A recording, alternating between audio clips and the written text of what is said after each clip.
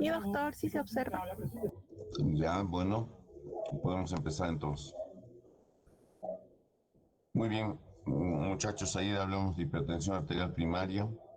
En realidad eso es el 90-95% de los problemas de hipertensión arterial. El otro porcentaje, del 5 al 10%, es la hipertensión arterial secundaria, que ustedes están viendo en pantalla.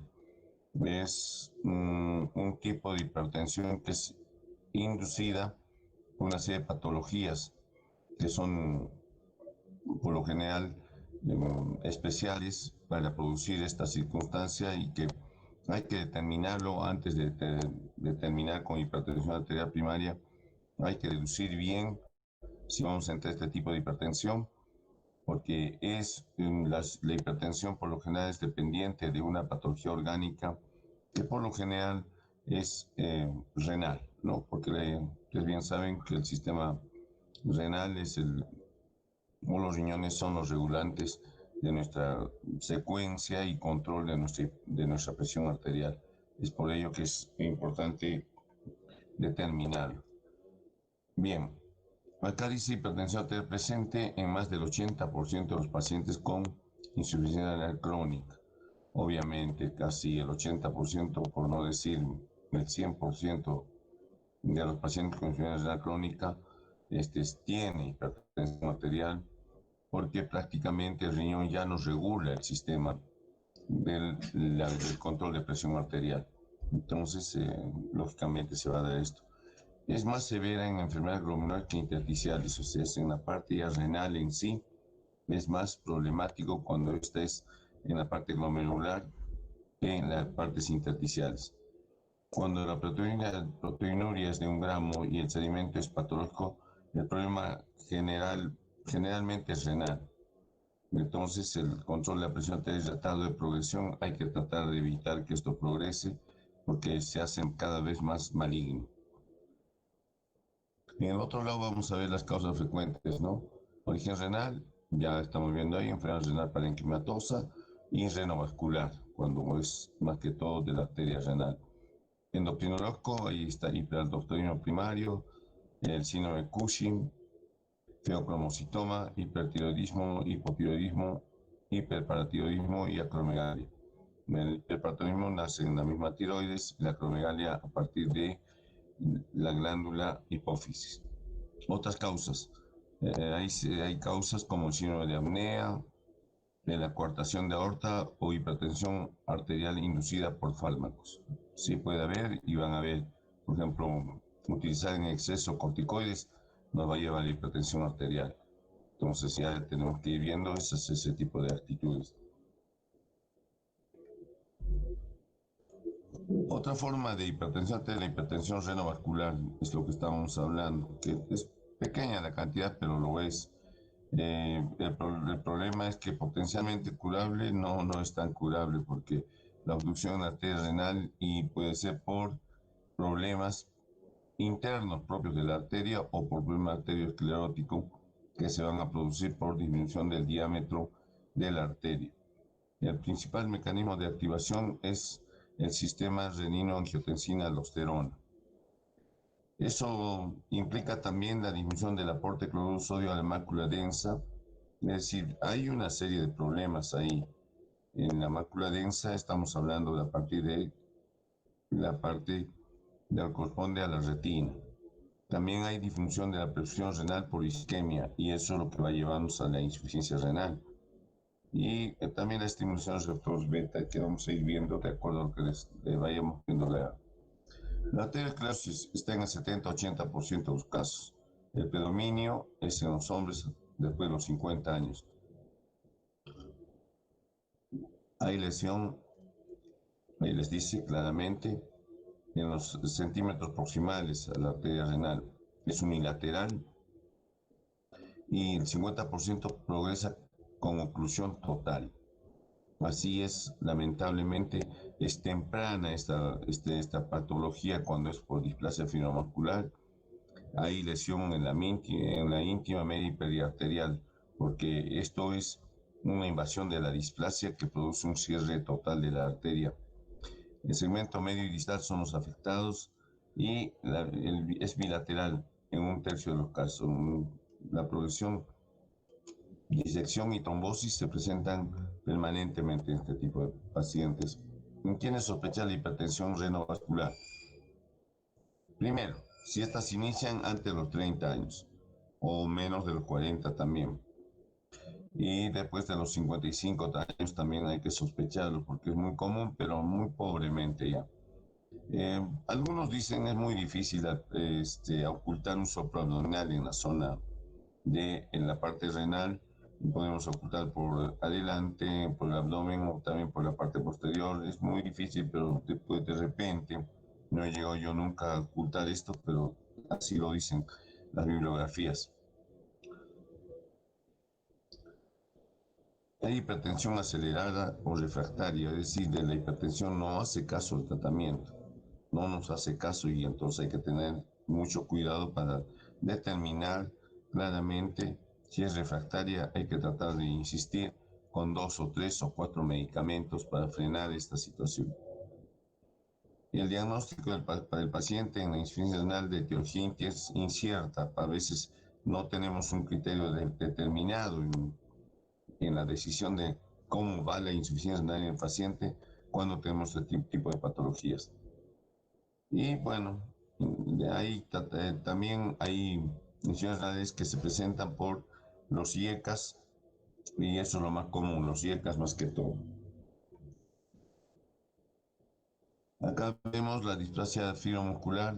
Como ven, acá es una imagen en la cual se está tratando de solucionar el problema y tienen 2 temas para solucionar esto. Uno, la angioplastía, que es muy común ya hoy en día, se entra por vía Seldinger, el miembro inferior derecho, izquierdo o derecho, cualquiera sea, y se intenta llegar directamente a la arteria renal que está afectada. Ahí cateterizando se llega, y al igual que en los problemas cardiovasculares con la arteria coronaria, se llega, se ubica y se coloca un stent directamente para aperturar la irrigación de la arteria renal. Y en otros casos hay pues ya otro tipo de pacientes, como al igual que a nivel coronario, también se puede utilizar un bypass aorto-renal directamente con una nueva irrigación directamente a la parte renal para evitar que esta vaya en la insuficiencia renal y ya no nos sirva para nada el riñón indicado. De ahí es bien una radiografía donde prácticamente se consigue ubicar cómo es que la arteria está afectada y cómo podemos conseguir a veces un tipo de revascularización para estas circunstancias. Ahora vamos a salir para el tema primario. Hablando bien claro y en estas circunstancias, esta mañana estábamos hablando bastante sobre insuficiencia renal y uno de los problemas que queda siempre es el hiperaldosteronismo primario. Y cuando deja ahí, dice 2 a 25% de todas las causas de hipertensión arterial, porque ingresa en el sistema renina, angiotensina, aldosterona, pero en este caso es primario, solamente el aldosteronismo es el que está produciendo el problema. No depende del sistema renina, angiotensina, aldosterona, sino es automático y primario. Hay retención de sodio, agua e hipocalemia. Es unos temas con los cuales vamos a determinar si este aldosteronismo es o no primario, justamente por la hipocalemia.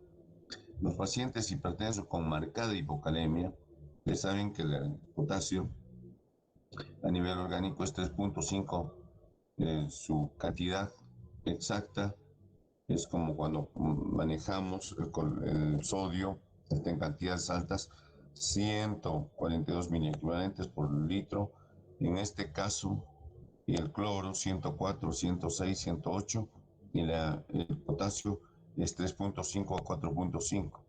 Más allá de eso, hipercalemia. Menos de ahí, hipocalemia.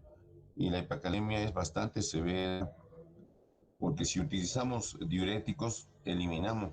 Ustedes saben que para eliminar los líquidos orgánicos, no eliminamos el agua directamente con los diuréticos. Los diuréticos eliminando sodio y potasio. Pero el potasio es pobre en nuestro organismo, en cambio el sodio es alto. Entonces, a veces incrementamos el problema de con diuréticos y lamentablemente eso nos lleva a problemas bastante serios porque el paciente puede inclusive en hipocalemia severa, ya hay una onda T plana, se va aplanando la onda T, de lo que era normal, ascenso lento y caída rápida, va aplanándose y puede llegar al paro cardíaco. Hay pacientes que mueren por hipercalemia, cuando es permanente esta, por una serie de circunstancias, y en este caso hipocalemia. Sí, diga.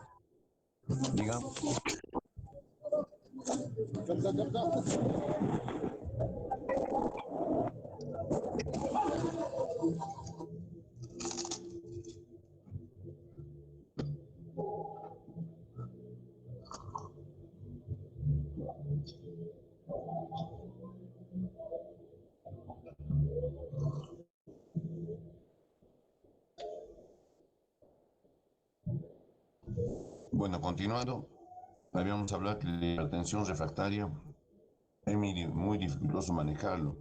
Y el tratamiento es con 3 o más drogas. Usan beta-bloqueantes, calcioantagonistas, diuréticos y a veces los IECAS no nos sirven de mucho. Así que hay que tratar de buscar medicamentos como para ir rotando esta situación y mejorar el estado del paciente. Es poco lo que aportan, lo que más nos demanda esto es cuando hay hipocalemia, retención de líquidos y nos vamos dando cuenta de a poco que la aldosterona es la que va predominando, pero también hay que revisar eso. En más del 90% de esta causa es un adenoma que produce la aldosterona, ¿no? Y esto es lo que hay que sospechar. Y acá dice, ¿en quién voy a sospechar que tenga hiperaldosteronismo? En paciente que tiene hipocalemia y no se explica por otra causa y tenga hipertensión arterial leve, moderada, severa, pero no responde al tratamiento. O sea, la hipertensión existe, pero no responde al tratamiento. Entonces ahí sí preguntamos frente a poliuria, polidipsia, fatiga, calambres. La principal causa de esto cuando hay hipocalemia, ustedes bien saben, con la hipocalemia lo primero que se presenta son la fatiga y los calambres, porque hay agotamiento y molestia muscular. Ahí estamos viendo cómo es que se presenta el producto primario: adenoma productor de aldosterona, hiperplasia bilateral idiopática, hiperplasia adrenal primaria, carcinoma adenocortical, hiperaldosteronismo familiar. Y esto, lamentablemente, ustedes razonando, utilizando la historia clínica, dándose cuenta que el paciente es reiterativo con su hipertensión y no cede, ya tienen que estar pensando en una forma secundaria de hipertensión arterial. Acá tienen ya la parte del diagnóstico con exámenes auxiliares. Hacen por lo general, tienen que pedirlo, a ver cuánto tenemos de aldosterona, también la actividad de la renina plasmática, a cuánto llega, y hay una prueba sobre carga salina. Cuando ahí está, es clara pero en realidad en nuestro medio, sospechando, ya entramos directamente al tratamiento.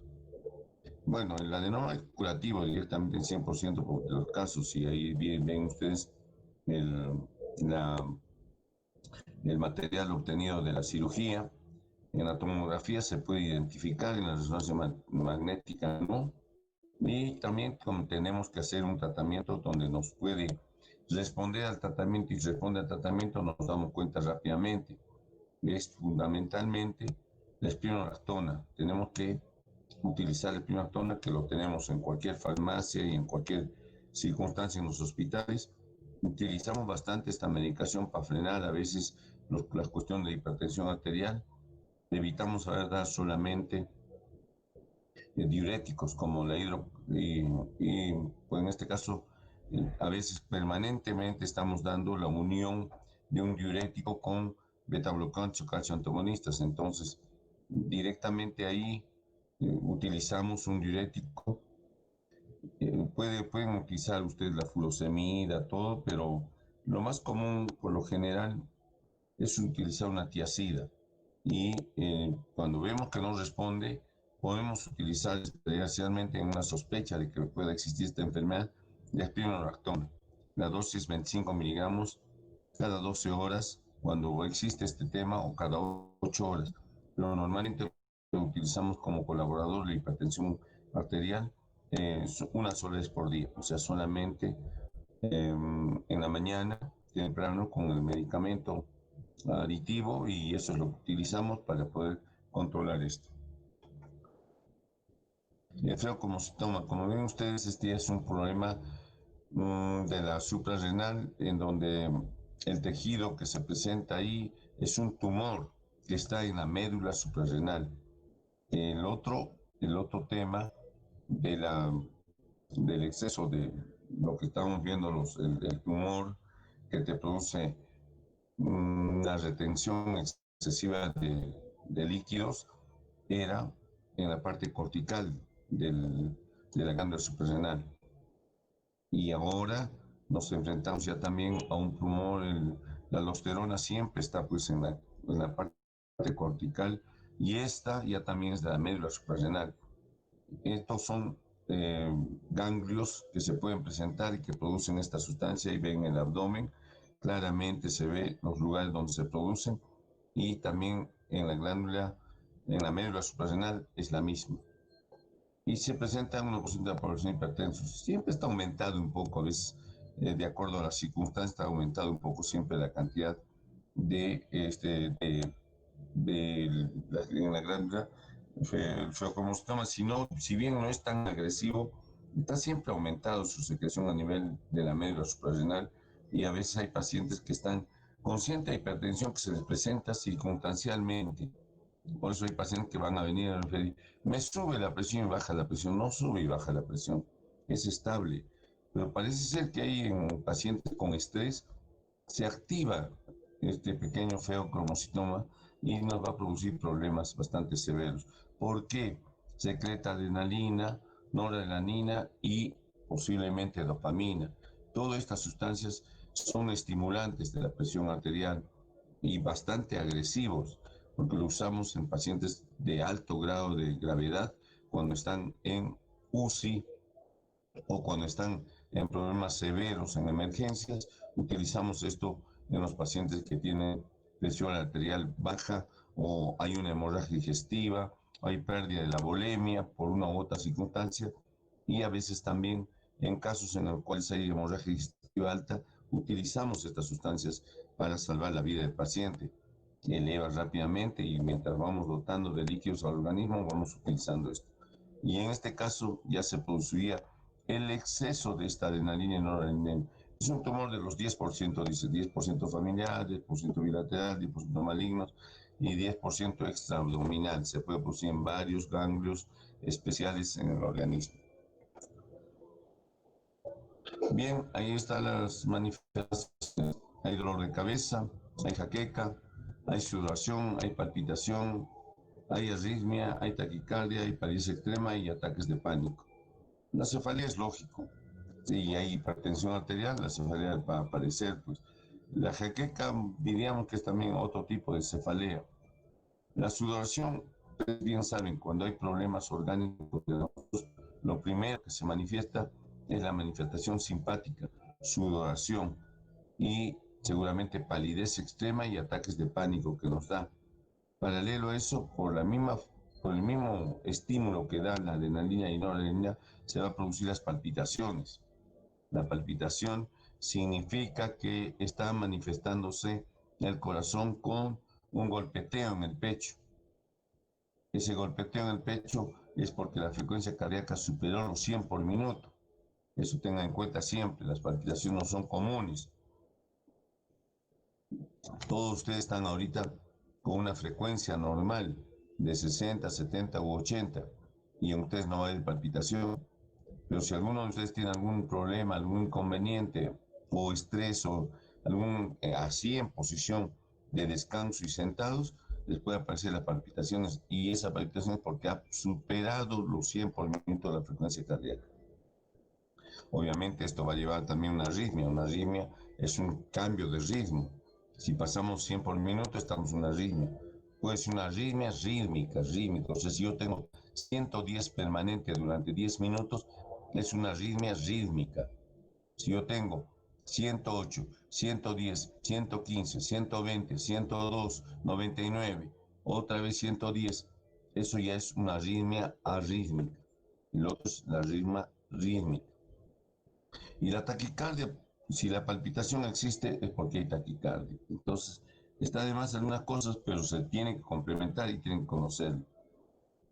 Hacen crisis hipertensiva de esfuerzos que no ameritan, claro. Si ustedes están sentados y hacen alguna actividad, inmediatamente hacen crisis hipertensiva y hacen taquicardia o palpitaciones, ya tienen que sospechar qué está pasando, qué me está ocurriendo. Y otras situaciones, para saber eso, pueden usar los beta bloqueantes. Tomando los beta bloqueadores pueden determinarte que eso, a determinar eso, porque los beta bloqueadores frenan la frecuencia cardíaca. Bueno, acá dice medir los metabolitos de la catecolaminas, metanefrina plasmática en orina en 24 horas. Un poco muy difícil esta situación, pero sí se le da. Y también se puede utilizar la determinación en orina del ácido vainillín mandélico. Es más sencillo y sabiendo eso ya medita y dice directamente, esto es una cuestión de catecolaminas y catecolaminas solamente va a existir en esta patología. Bueno, la tomografía abdominal, me decían, bueno, todas esas cosas son complementarias. Si tratamos de hacer un tratamiento, no usar betabloqueadores solos. Hay que tratar de combinar con otros medicamentos porque solos no van a poder bloquearlo tampoco. Si bien va a bajar la frecuencia cardíaca, saben que en la hipertensión arterial producida por esta enfermedad, al secretarse adrenalina o noradrenalina, inmediatamente la frecuencia cardíaca se va a 110, 120, 130 por minuto. Y una de las cosas que les puede determinar eso, fuera de estas manifestaciones que ustedes están viendo en el paciente, van a encontrar una hipertensión arterial en cual la presión es 260. Se los digo porque lo he experimentado yo con los pacientes de ese tipo. O sea, la máxima 260 y la mínima 140, 130, 140. Y ustedes dicen, obviamente, ¿por qué no se muere? Porque no da pues en la edad ya avanzada, da en la parte más temprana, en jóvenes. Y entonces las arterias de nuestro organismo todavía están con tal fuerza y con tal, digamos, estructura, que muy mucho no le hace la adrenalina, no les hace excesivo de daño, no se rompen las arterias. Entonces, no se va a producir inmediatamente un ACV isquémico, hemorrágico, o epístasis, o de repente una hemorragia en alguna parte del cuerpo. No, porque todavía las arterias toleran esa capacidad de ellos, es tolerar la cantidad de hipertensión que están teniendo en ese momento. Entonces hay que tratar de ver el tratamiento definitivo que es el quirúrgico, pero inicialmente beta bloqueadores, agregarle los calcio antagonistas, agregarle de repente los IECA, agregar los ARA2, agregar de repente los diuréticos, intentar todo, porque saben lo que es una situación en la cual un paciente en emergencia presenta 260 de presión o 240 y una mínima de 120, obviamente es totalmente sorpresivo para todos, ¿no? A todos nos sorprende eso y el paciente está tolerando y aguantando, entonces hay que hacer lo posible por frenar. Ahí los beta bloqueadores que se ponen son el que más tiene posibilidad en ese momento de ingresar y bajar eso, es el abetalol y el osmolol en ampollas. Inmediatamente se presenta este problema. Así que ya están sabiendo cuál es la situación en este caso. Muy bien, vamos a la preeclampsia, porque los otros temas de la hipertensión arterial secundaria con hipertiroidismo, hipotiroidismo, acromegalia, ya saben ustedes que son problemas ya de orden orgánico, donde el tratamiento debe ir dirigido al problema de las hormonas tiroideas y en la acromegalia, obviamente, al problema de la hipófisis y ver la somatotrofina, en qué cantidad está, cómo está la dosificación, pero son hipertensiones controlables, o sea, no son tan agravantes y terribles como los que hemos visto. Muy bien, vamos ahora a preeclampsia. Perdón, si hubiera alguna pregunta sobre hipertensión arterial secundaria, por favor.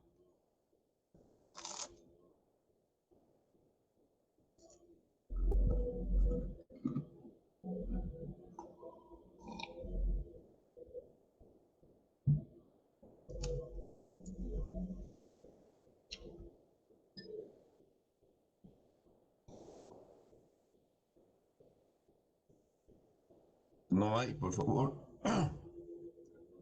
No sé si hay alguna.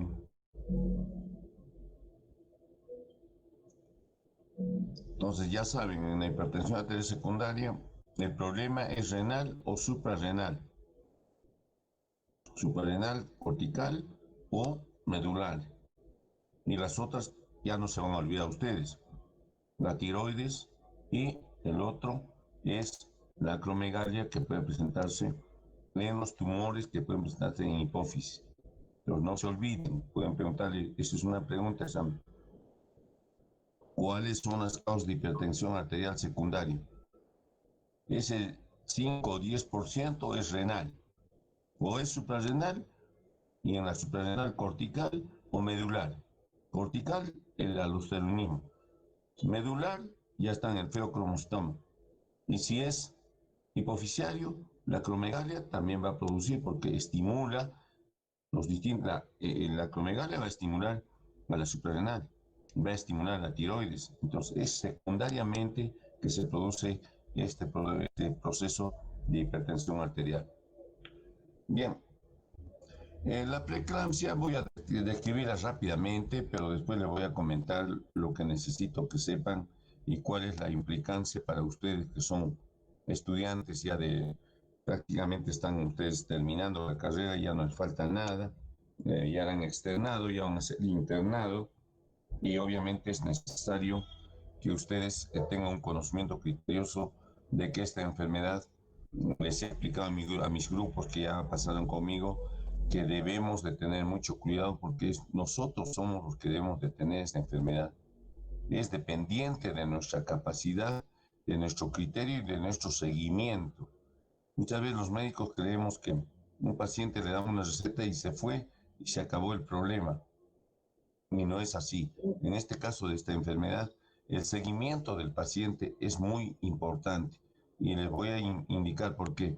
Miren, el Perú es segunda causa de muerte materna aproximadamente 17 a 21%. O sea, es altísima la muerte materna en nuestro medio, especialmente en la serranía y en la costa también en ciertas zonas existe eso. El 25% de las muertes infantiles perinatales son consecuencias de la preeclampsia. La causa principal del retardo de crecimiento intrauterino también es la preeclampsia. Y la preeclampsia lamentablemente es un seguimiento de la hipertensión arterial que debemos hacer en las pacientes embarazadas en un inicio. Ya vamos a verlo. Es la más frecuente de las enfermedades hipertensivas del embarazo. No hay otra enfermedad hipertensiva del embarazo que pueda producir demasiado desastre como la preeclampsia. La elevación de la presión arterial de 140 a 90 a partir de la 20ª semana de gestación nos debe dar una alerta. Y a eso asociada a la proteinuria significativa, que es 300 miligramos cada 24 horas.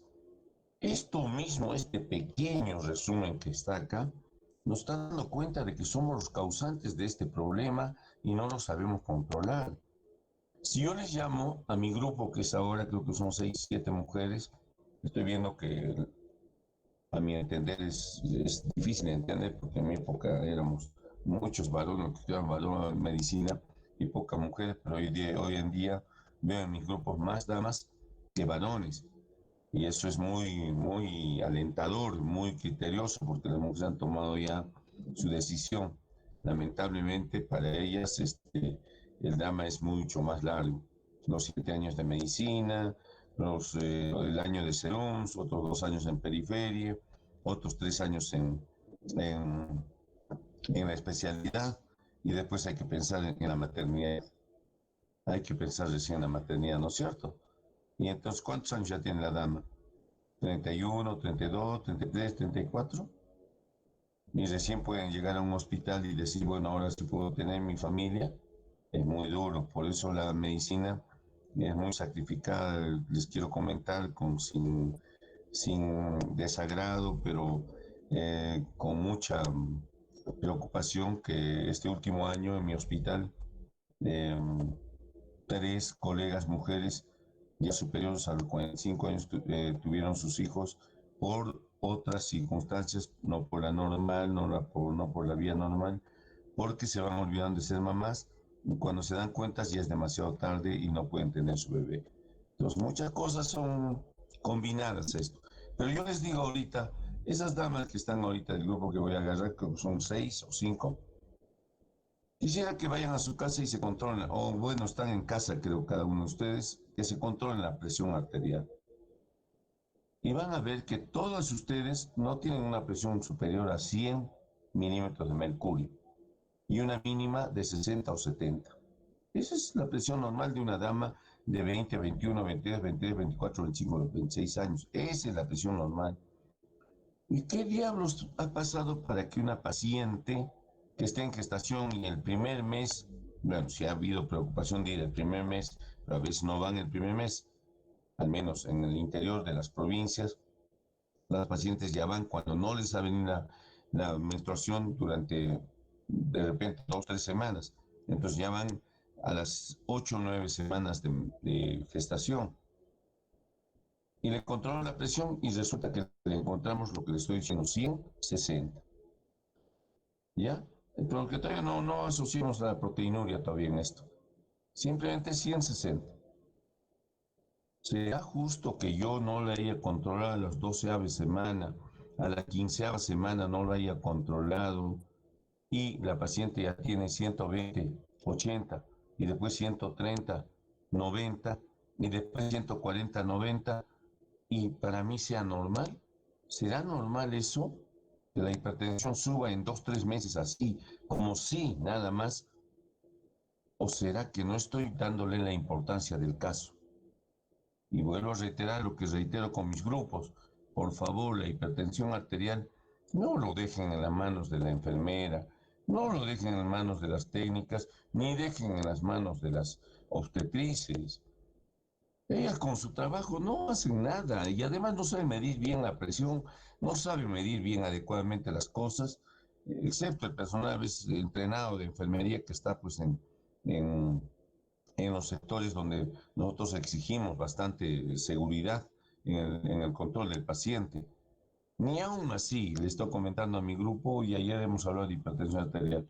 Yo no permito que mis pacientes que tengan algún tipo de evaluación no pasen por mí si no les controlo la presión arterial. Si no, ¿de qué sirve? Si yo le voy a dar a la enfermera está apurada, tiene 30 pacientes, 20 pacientes, y me pone lo que sea, no escuchó bien la sistólica, no escuchó bien la diastólica, y yo sigo pensando que todo está normal. ¿Y yo qué? ¿No me preocupa en nada? Esas pacientes en verdad debemos vigilarla permanentemente. Y vamos a ver lo de la proteinuria. Acá, como ven, hipertensión durante el embarazo. Puede ser que la paciente ya sea hipertensa, por de repente hipertensión arterial secundaria o primaria, y sea, por ejemplo, una mujer, supongamos que puede ser una mujer también de 40 años, y ya tenía su hipertensión arterial, era gordita, obesita, bueno, y se ha embarazado. Ya había una enfermedad preexistente, y a la menos de las 20 semanas sobre que está hipertensa, me va a aumentar la hipertensión arterial. Eso hay que valorar, cuánto incrementa la hipertensión arterial durante el embarazo. Y si es nueva, más de 20 semanas, habrá que verlo. En este caso, hipertensión arterial crónica, podemos clasificarla. En el otro caso, determinamos sin proteinuria o con proteinuria. Si es sin proteinuria, hipertensión arterial gestacional. Si es con proteinuria, ya está yendo a la preeclampsia.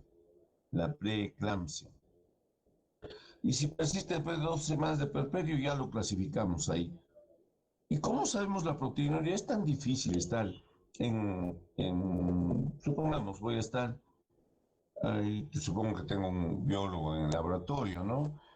Quiquijana, o estoy en Mananura, o estoy en Guayopata, o estoy en Calca, o estoy en el Valle de Lares, me será difícil pedir una orina a ese paciente que ha estado ascendiendo su hipertensión arterial. No, no creo. Y si está subiendo, inmediatamente le pido, por favor, una orinita, miro la orina y me va a decir ahí restos de proteínas o proteínas en orina, me dice positivo. Una cruz o dos cruces.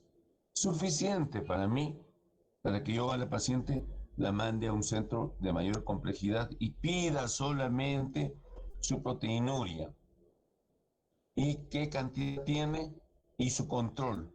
O sea, para eso estamos nosotros, para que no se nos extravíe el paciente, no se aburra de nosotros y no diga, no, no puedo viajar hasta Calca a hacerme este estudio, o de Calca al Cusco no puedo viajar porque, no, señora, usted está, le vamos a, entonces me junto dos, tres embarazadas y los mando al Cusco para que hagan la determinación de 24 horas, o mando su orina juntándola allá, la mando acá en la ambulancia y listo. Me saca al laboratorio y ya estoy sabiendo cuánto es su proteinuria del paciente y si existe verdaderamente en forma adecuada. Entonces, finalmente, si no hacemos nada adecuadamente, la hipertensión crónica se agregará con el preeclampsia sobreagregada. O sea, se le agrega a la hipertensión arterial este problema. Entonces, miren ustedes, hemos dejado pasar el control de la presión arterial en forma reiterativa y no le hemos hecho nada al paciente. Después nos dicen que ya tiene proteinuria y después pesamos al paciente. Cuando lo pesamos al comienzo, la paciente pesaba 52 kilos. Lo peso al cuarto, a los 4 meses, a las 18 semanas más o menos, y el paciente me pesa 5 kilos o 6 kilos más. Cuando ella me tiene que pesar un kilito más después. Miro los pies, ¿habrá edema o no habrá edema? Tendré que confirmarlo. Y para eso yo mismo tendré que revisarlo. Si hay edemas, hay proteinuria y hipertensión arterial, ¿a dónde estoy yendo? Ya estoy yendo a la preeclampsia. Y estoy en preeclampsia ya. Ya no lo voy a parar eso. Entonces ya paso mi informe sabiendo tempranamente que este problema ya se está presentando. Y si no, ¿qué hacemos? Acá tenemos los factores de riesgo para la preeclampsia.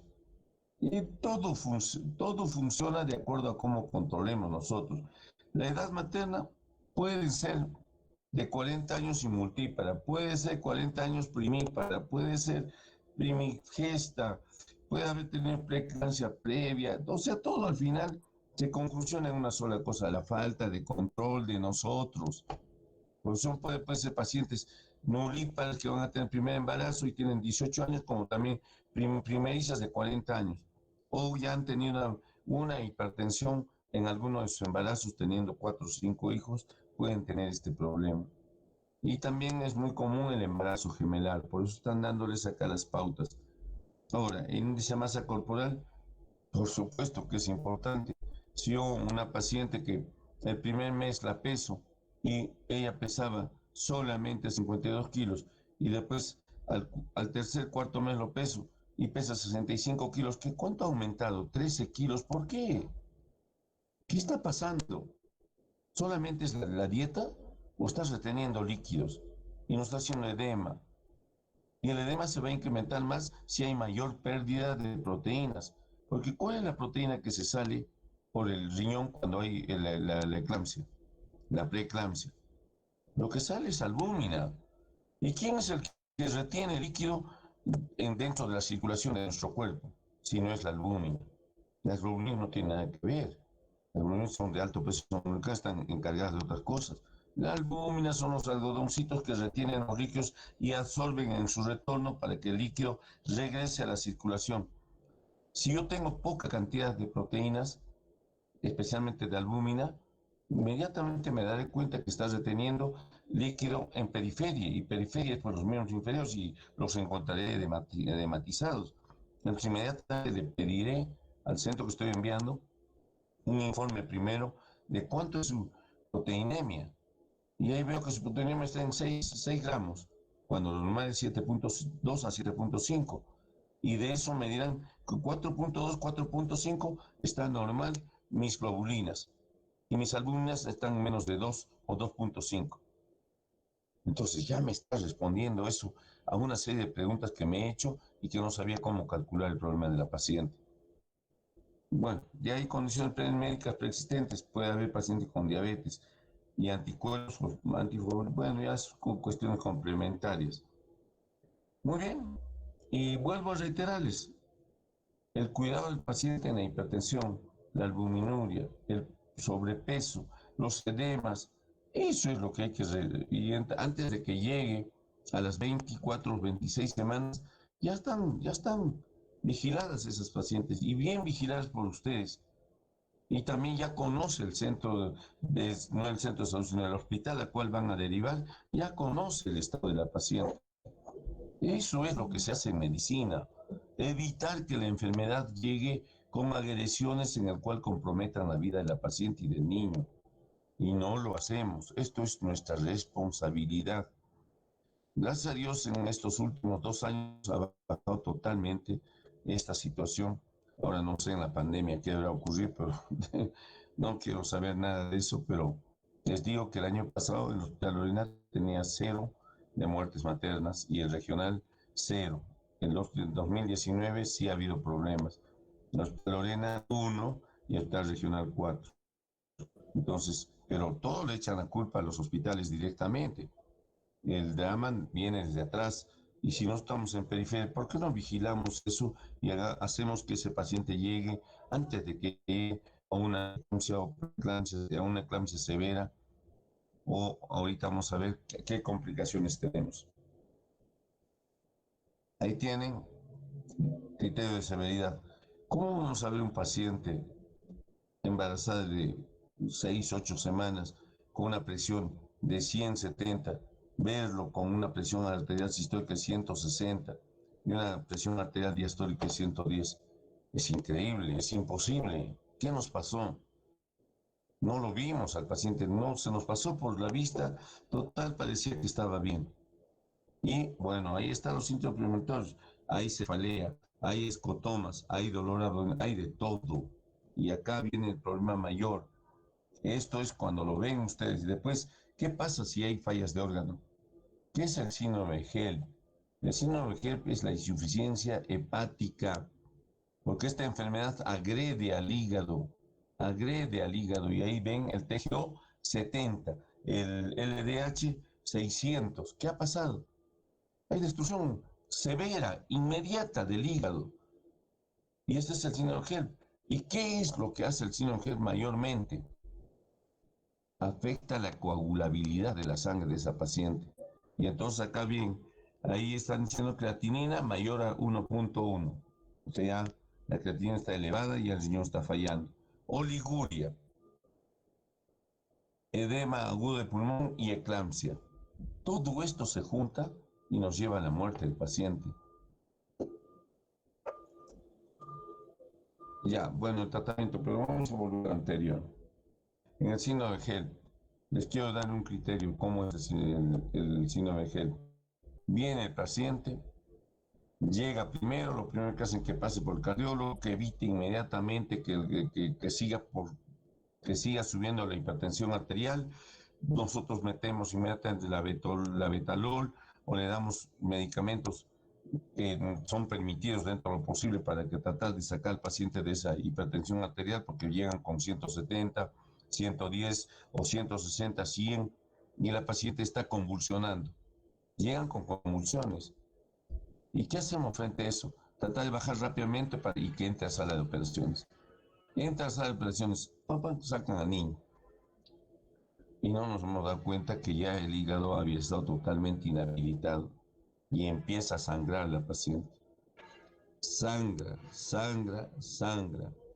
Ya cerraron el útero, ya bloquearon las vías, ya cerraron el abdomen y comienza a salir por vía baja, vaginal, comienza a salir 1 litro, 2 litros, 3 litros de sangre y no para. Inmediatamente se pone 1, 2, 3, 4, 5, 6, 7, 8 unidades de sangre. Y lo mismo, el paciente sigue sangrando. Abren de nuevo, sacan el útero, ya no hay otra salida. Se saca el útero del paciente, se bloquea las arterias, se cierra por todas partes, nada, sigue sangrando. ya no a nivel perineal, ya a nivel general. Y ya le han cambiado la sangre, ya llegaron a 10 unidades, ya le han cambiado toda la sangre y todo el sistema de coagulabilidad ya no es de la paciente. No hay forma de parar y la paciente muere. Muere, sencillamente muere, con un sangrado total. Ese es el signo de Gel. Entonces, ¿cómo podemos llegar a esto cuando hemos podido evitar en el primer, segundo, tercer mes estos inconvenientes? ¿Cómo hemos llegado a esto? A una insuficiencia renal. Y la insuficiencia renal va acompañada de insuficiencia hepática va acompañada de insuficiencia renal, la insuficiencia renal. Entonces ven ustedes que en este caso el problema es múltiple. Ya hay una falla multiorgánica. Todo se viene abajo y la paciente muere. Esa es la muerte materno-infantil. Y el niño también a veces no llegamos a tiempo, pero el paciente muerta. Y el otro tema ahí también es, el otro tema también ahí es los problemas que ocurren dentro de lo que estamos hablando. También ocurre el problema de los pacientes que son discrepantes con el control médico. Eso ya no es responsabilidad nuestra, pero existe eso. Hace unos 6 años, 7 años, sorpresivamente, 7 años, una paciente de la Universidad Andina que estudiaba odontología, ya estaba, imagínense, ya estaba de 8 meses y no había ido al médico, ningún control, nada. De repente siente que no hay latidos, no hay nada, no hay movimiento cardíaco, no hay nada, perdón, movimiento del niño dentro de su organismo. Y inmediatamente va al médico recién a ginecología en la emergencia del Hospital Lorena, revisan y el niño está muerto, pero no muerto de un día, sino de 3 días. ¿Sí? Y ese es un cuerpo extraño, totalmente agresivo y se veía porque estaba se vuelve putrefacto y lamentablemente la gravedad de los problemas que se producen con esto son muy graves. Y esa misma noche sacaron al niño a las 7, 8 de la noche y la paciente murió para el día siguiente. También hay que ver eso. Claro que obviamente lo primero que echan la culpa es a los médicos, a la emergencia, todo eso. Pero había fallas bastante serias ahí de la chica que no tenía ningún control, ninguna cuestión. No sabían por qué había muerto el feto.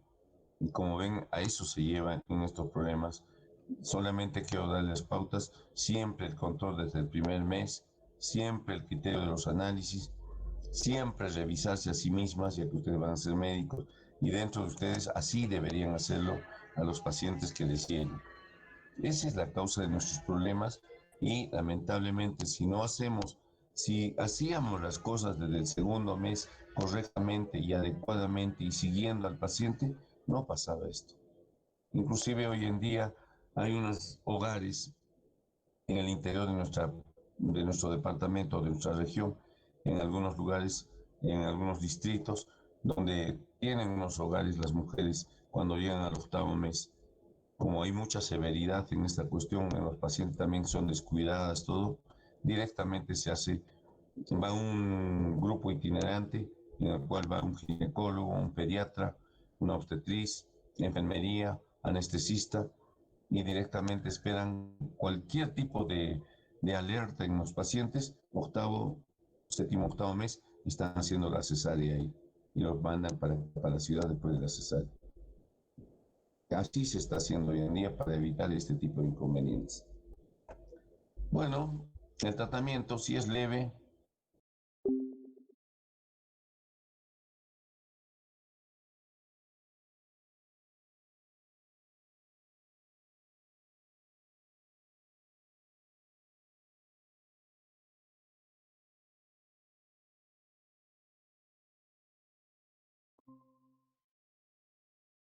es rápidamente sacar al feto. Los antihipertensivos, ya les dije, el abetalol, la hidralazina, el nifedipino, la metildopa. La abetalol por vía endovenosa es lo mejor, más rápido. Los IECAS ya están poco utilizar el nitroprusiato por problemas con el feto, ¿no? Así que el sulfato de magnesio se usa para evitar la anticonvulsión y también se pone en cantidad cuando vemos que el paciente ha llegado en estado convulsivo. Y hay que seguir hasta de 24 horas después recién los controles adecuados de acuerdo al tratamiento que vayan haciendo. Muy bien, chicos, hemos terminado. El día de mañana nos toca insuficiencia cardíaca, pero de todas maneras vuelvo a preguntar, por favor.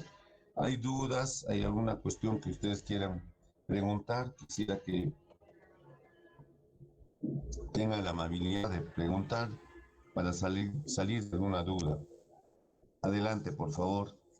Doctor Rolando, buenas tardes. Buenas. Doctor Rolando, me he comunicado con el doctor Montesinos porque me dijo que le llame. Y, doctor, no sé si usted sabe cuándo va a ser la hora del examen, porque solo nos dijeron que va a ser el domingo, pero no nos han dicho el horario. Y lo que me dijo el doctor Montesinos es de que van a tener una reunión con usted. Bueno, con los Sí, otros docentes de cardio más. nos ha pasado un comunicado del doctor y hoy día tenemos la reunión, posiblemente Sí, sea a las 7 de la noche. doctor, quería más bien pedirle un favor y no quiero que lo tome a mal. Lo que pasa es de que se está corriendo un rumor diciendo que quizás el examen sea con cámara prendida, pero doctor, hay un problema ahí porque el anterior semestre también en un segmento en el segmento de nefrología dimos con cámara y el sistema colapsó terriblemente, doctor, y eso que éramos solo 50 alumnos. Y yo no sé si ahora con los 200 que vamos a dar de cardio y al mismo tiempo la página va a colapsar. Entonces, doctor, yo no sé, aunque sea que sea el examen sin cámara y sea aunque sea solo 35 minutos o algo así, doctor, por favor, porque en serio es ahorita Normalmente se les va a dar 60 minutos, o sea que se ha quedado con 60 doctor, minutos. es que el problema es Lo de que que dicen ustedes cuando es que a veces se salen del sistema y vuelven a entrar y eso no se quiere permitir, dice. Eso es lo que me dicen, Eh, ¿no? no, doctor, lo que pasa es de que, mire, le explico, el anterior ciclo pasó eso con el segmento de nefrología que dimos con cámara prendida y no le miento, doctor, el sistema cada persona le ha sacado como 5 o 6 veces. Y por el temor de que el doctor piense que no, que estén plagiando algo por el hecho de que no están con cámara prendida, pues cada uno más se daba el tiempo de estar entrando al Meet, entrar a la página para que no piensen que estés plagiando y ahí perdías muchos tiempos, y, o sea, y era como que pensabas más en conectarte, volverte a conectar y pensar en tu examen al mismo tiempo. Entonces, doctor, yo quería pedir